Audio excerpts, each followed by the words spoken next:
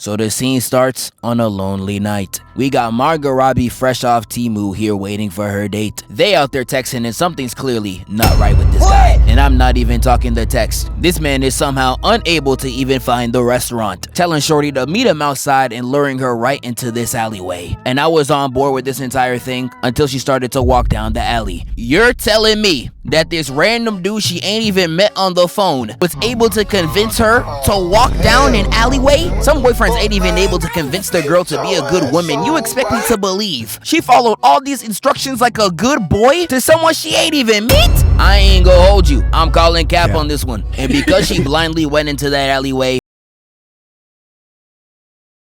stabbing her down to the ground and staring her in the eyes. And this is when he begins to take off the mask and we see... Is that my nigga Flash? Nah, what barber out here hit you with that Waluigi stash, bro? I ain't gonna lie, they gotta restart. You gotta go bald. But he dips out the alleyway, done left her for dead. But he really killed this teacher because he failed one test. And this is why I feel really bad for the teacher, cause bro, out of everyone in that class, man. And this is where he find out that he's not even a real Ghostface. He's just pretending to be one for fun. And after learning that, the real Ghostface shows up to put him in his place. Yeah, hello? Look here, man. I know the price of eggs is crazy right now, but you ain't got shit to eat in your fridge. This man talking about making a sandwich. Man, where you at? Where I'm at? Bitch, I'm in your kitchen, attempting to make a sandwich. Nah, that's cap. Why don't you believe me? Because my kitchen is right behind me, you dumbass. You know what? Let's act like Jigsaw real quick. I want to play a game. Bro, I'm not playing hide and seek with a grown man. Knife to your back. Guess what room I'm in? Man, I got like 10 rooms in this hole. You gotta give me a hint. I'm in a place that should be overflowing with treasures galore. A placement for cold cuts and leftovers. But you gotta be either dieting or detoxing or probably getting evicted. Because it's a barren wasteland in this motherfucker. And after scouring the apartment, he lands on the pantry. He opens that big butt. Well, that was close, but ain't no bread in there either. He fails and tries the next logical solution, the fridge, only to open it and see the body parts of the teacher he killed fresh on display, only for Ghostface to be like, that's it. You looking at empty motherfucker too. He turns and here that nigga is, ready to take his life. He starts stabbing his gut like crazy, all while screaming, "Where's my sandwich, Jason? I don't got your sandwich, man." Yeah, I ain't gonna lie, gang. His life was over. And this is where we get the first actual kill from the real Ghostface. And now we get into our next victims. And here we get Tara and Sam. They was the protagonists of the last movies, and if you have not seen that, they slide my nigga Huey out. They really bout it. No matter the occasion, they gon' slide. But even though they some menaces, they gotta be the stupidest shorties of all time. How you gonna see your dead ex on the phone and still pick it up? Nigga, my ex is alive and breathing, and I'm still not answering that call. And you picking up the phone over your dead one? What's wrong with you? But she picks up the phone, and Ghostface is talking straight smack. He talking about some, so you kill one little boy and you think you're real killers? Y'all ain't about it for real. He testing the gangster like a homeboy saying you won't. Blow. You know damn well that's gonna activate her enhanced ignorance. She a real nigga. And she out there like, I want you to think long and hard about whether you really want to do this, because the last two people that with us ended up dead. What did I tell y'all niggas? She really not playing. And this is where the movie director started moving like a prime DDG title and thumbnail, straight clickbait. They really had Ghostface pull up on him strapped up and all, only for it to be a regular nigga the whole time. Had the whole theater shaking in their boots for no reason. And this is where Sam is straight pissed. She over there talking her smack. Watch your back. You better watch yours. Caught lacking. And nah, I really know the cameraman was trying not to laugh. She was really talking all that smack just to get snuck? Nah, bro, that is straight disrespectful. And nah, shawty really a fake demon. She did all that talking on the phone only to stand there once a real nigga show up, out there trembling like she guarding Kyrie. But Tara saves herself by pushing him into the trash, and they skedaddle up out of there, running in the streets calling for all help. I don't know what New York you're in for the streets to be this empty. Nigga, it's 10 o'clock. Where the fuck y'all niggas at? They run in the convenience store screaming at the top of their lungs, only for the ghost face to enter behind them. Everybody in there shook, and this bald one's looking him straight in the face. Immediately tries to press him. He says, "You got a problem here, guy?" I don't even have to see his face, and I know a really nigga stance when I see one. Nigga? You know he's hitting one of these under that mask. He knows you're not about it. And he immediately, without hesitation, guts, bro, in front of the whole store. Had everybody shook. But this is where Dana White's cousin tries to come in and be a hero, only for him to get one shot. Had me watching like, oh shit, they stole my nigga's soul. And Ghostface starts his approach on the shorties, and I'm like, nah, these niggas gon' die. But this is where we get quite possibly the stupidest scene I've ever seen in cinema. Because the store owner gets a wide open shot on Ghostface, the most wide open 3 of all time, and he really does this. Hey! Hey! Hey! This nigga is dead! I don't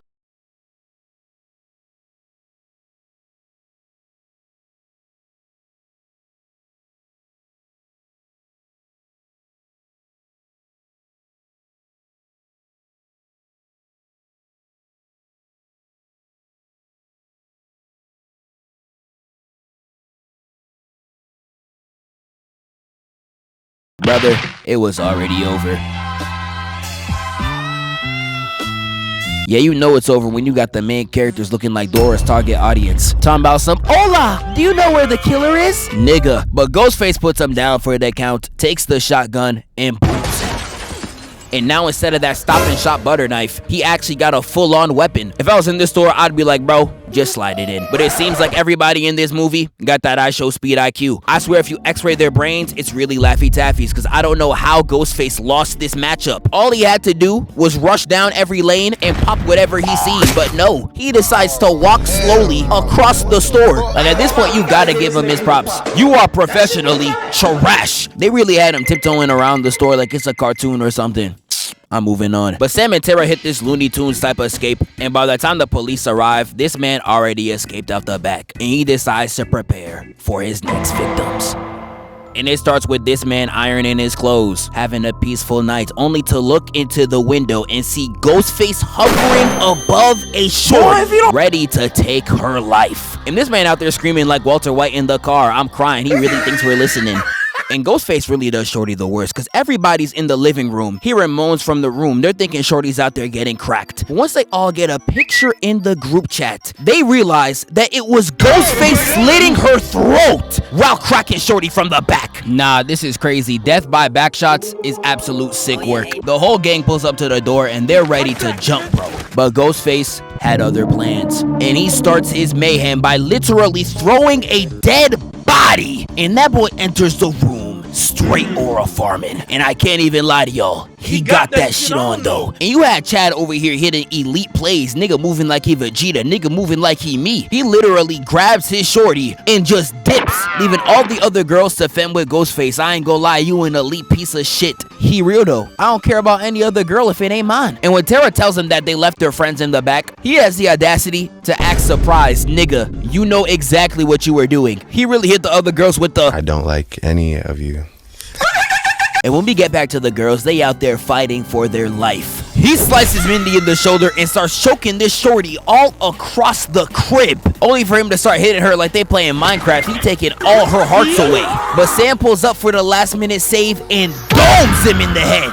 They lock themselves in the bedroom and he's just banging on the door. I thought he was gonna do him like that Johnson's movie. Sam tells Mindy to close the back door, no Cardi. And I don't know why you chose the limp with the future Gohan arm to close the door, when all that happened to the lady over here was that she got stabbed in the stomach. She is completely fine to walk. I swear at this point y'all be asking to get cooked. But as she's going to close the door, not only does she see a nigga dead in the tub, we see Ghostface up here like, peekaboo nigga. And before he could get a stab off, they close the door in his face. But this is when the dude from across the hall clutches up, puts a ladder between the apartment buildings, and tells him pull up to the other side. They start crawling through one by one, but this is when the last girl truly just sells the bag. Talking about some, girl, I can't. Can't do what, nigga, live? They just asking you to lock in for 10 seconds. Your life is in danger, buddy. She finally decides to crawl on the ladder, but it was already too late, because Ghostface is behind her, ready to take her life. And this gotta be the funniest death in the whole movie. He said, for you, I don't even gotta use my knife.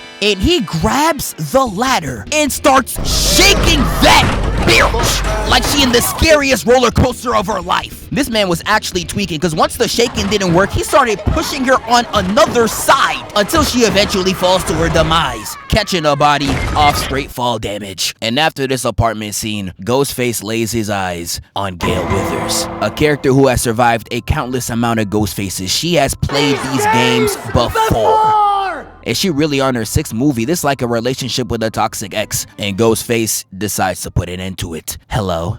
Damn, girl, you still sound sexy as hell after all these years. And you always knew to pick up quick when it was me calling.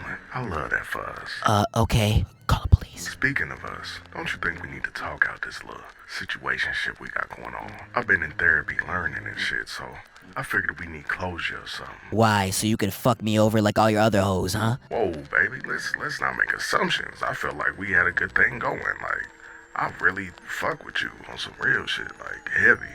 Like, I pack a few niggas up, and you right about it. We got a real good thing going, in my opinion. I agree, but sadly, I don't know if my new man is gonna agree with me even talking to you. Hold on real quick, baby. Fuck ass nigga. Anyway, I'm grown. I don't care about your body count, baby. I don't care about the people before me. We ain't got to talk about all that. Let's focus on us, what we got going on. Listen, I can't talk to you. You know what? I don't think this conversation going nowhere. Let's talk in person. And this is where Ghostface stands face to face with Gale. And this is the thing about Scream that makes no sense to me. She really saw a grown man in a Party City costume and said...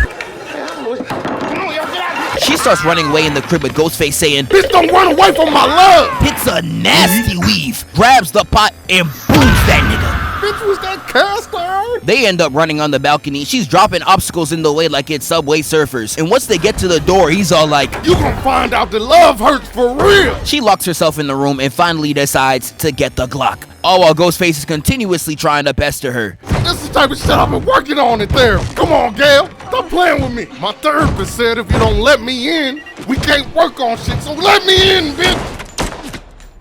How's that for nostalgia, f***er? And the movie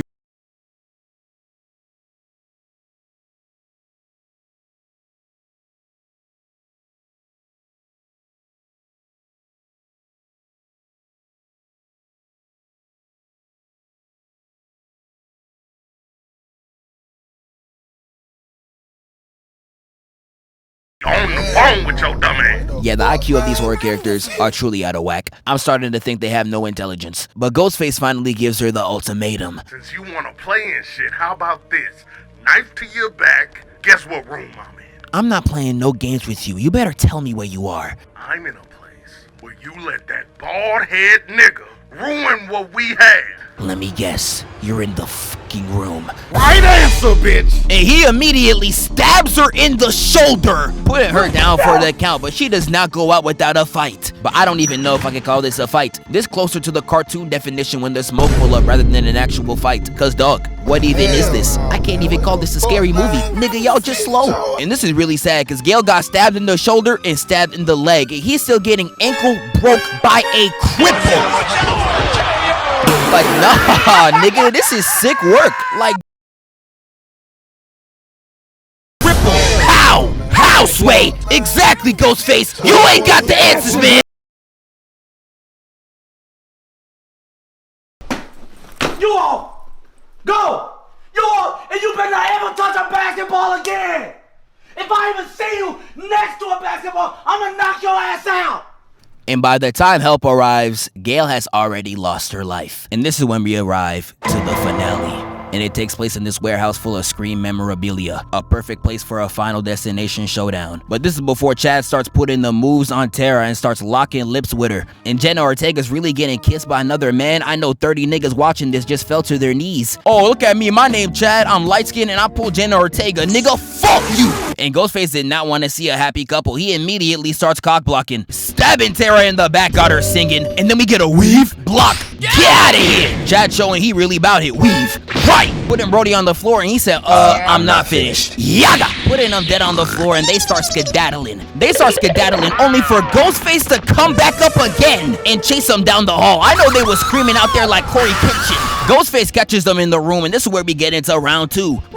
Weave again. He gets pinned to the wall, but this is where the assists come in, pushing him off and clocking him in the face. And Tara gets the last one, running in with that Mbappe! Knocking that boy flat out. Chad was about to put him down for the count, but the moment he was about to smash his head in, he gets stabbed in the side. And this is where we find out that there was 2 niggas, and they stab this man to death. R.I.P. Brody. The 2 Ghostface get up, and they decide to hit this. Bro, y'all are not tough. Don't tell me y'all was getting murked by these One Direction ass niggas. Man, you corny! They corner them, and this is when they reveal their identities. A white woman! And it's truly the most normal, wealthy white family known to man. I see niggas like y'all at Starbucks all the time. I'm about to be scared as hell. And this is the thing about Scream that always be frying me the most. The fit might be tough as hell, but it be the most lamest niggas under that mask. Like, I was rewatching the first one. I don't know how you could even take Brody seriously. Watch a few movies, take a few notes. What's up with them chompers? Do you eat bricks? Like, we really got 6-foot LeBron built Michael Myers, Diddy Dream Warrior Freddy Krueger, and I'm supposed to be scared? This nigga? And they really did all that, only for Sam and Tara to wipe him out with straight ease. I'm talking headshot, stab in the face, murked in the back of the warehouse. Y'all really did all that just to sell in the 4th quarter. Tough. Wake up, filthy. Hey, it's like you got come in peace.